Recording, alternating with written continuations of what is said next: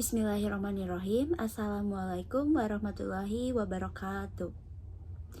Alhamdulillah, segala puji bagi Allah Subhanahu wa Ta'ala yang telah memberikan kita kesehatan dan kesempatan untuk belajar. Salawat serta salam semoga tercurahkan kepada junjungan kita Nabi Muhammad SAW, keluarganya, sahabatnya, dan orang-orang yang mengikuti petunjuk beliau hingga hari kiamat.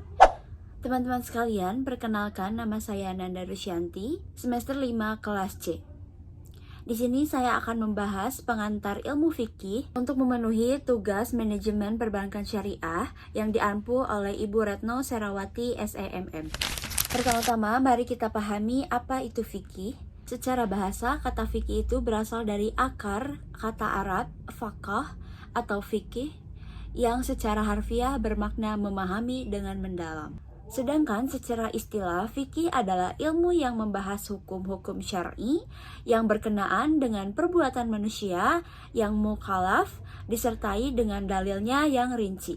Fikih membahas bagaimana seorang muslim menjalankan ibadahnya dan interaksi dengan sesama manusia berdasarkan petunjuk syar'i. Dalam literatur Islam, fikih dibagi menjadi dua, yaitu ada fikih ibadah dan fikih muamalah. Apa sih fikih ibadah? Fikih ibadah itu berkaitan dengan hubungan manusia dengan Allah seperti sholat, puasa, zakat, haji, dan lain-lain. Sedangkan fikih muamalah itu berkaitan dengan hubungan manusia dengan manusia seperti jual beli, utang piutang, pernikahan, waris, dan hukum pidana. Jadi, fikih itu tidak hanya soal ritual, tetapi juga soal muamalah, sosial ekonomi, dan hukum dalam masyarakat. Ada beberapa sifat penting dari ilmu fikih yang perlu kita ketahui. Yang pertama itu fleksibel atau bersifat ijtihad. Karena banyak masalah baru muncul seiring perkembangan zaman, para ulama melakukan ijtihad untuk menetapkan hukum baru berdasarkan prinsip-prinsip dalam syariah. Yang kedua, itu tidak mutlak sama di semua tempat. Karena perbedaan kondisi, budaya, dan kemaslahatan sering terjadi perbedaan dalam fatwa atau pendapat ulama. Dan yang ketiga itu bersandar kepada dalil. Hukum yang dibahas dalam fikih selalu ditarik dari sumber syariah seperti Quran, sunnah, ijma atau kesepakatan ulama, dan qiyas atau analogi. Dengan sifat-sifat tersebut, fikih itu tidak kaku tetapi tetap menjaga prinsip syariah agar relevan dan benar. Jadi, penting untuk membedakan apa itu fikih dan usul fikih. Fikih itu sama seperti hasil, yaitu hukum-hukum konkret tentang ibadah dan muamalah. Sedangkan usul fikih itu seperti metodologi, yaitu cara bagaimana kita menarik hukum dari sumber-sumber syariah seperti lafaz, konteks, dan kaidah-kaidah istinbat.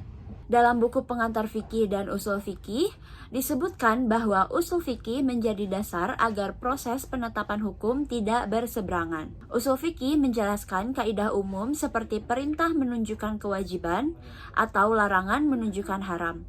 Lalu fikih itu menerapkannya secara konkret. Jadi, kalau ingin benar-benar memahami hukum Islam secara mendalam, kita perlu belajar keduanya. Fikih, apa itu hukum, dan usul fikih, bagaimana cara menetapkannya. Jadi, mengapa kita perlu mempelajari fikih? Berikut manfaatnya. Yang pertama, itu agar ibadah dan muamalah kita sesuai dengan syariah, bukan sekedar kebiasaan atau pendapat sendiri. Yang kedua, menghindari kesalahan dalam menjalani ritual, seperti salah wudhu, niat, atau rukun. Yang ketiga, menjadi pijakan dalam menyikapi problem kontemporer, misalnya transaksi digital, keuangan syariah, atau warisan dalam sistem modern. Yang keempat, menambah keilmuan agar kita tidak mudah terpengaruh fatwa sembarangan.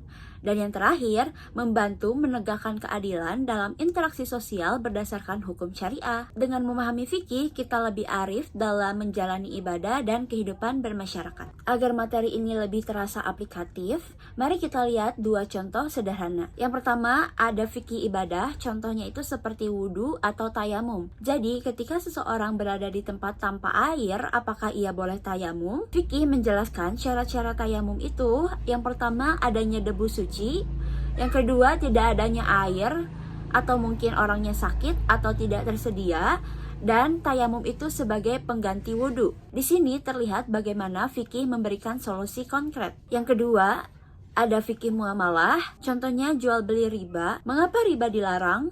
karena ia menambah dari modal tanpa usaha nyata. Dalam fikih muamalah, kita pelajari jenis riba, kondisi yang memperbolehkan atau sesuai syariat, dan cara menghindarinya.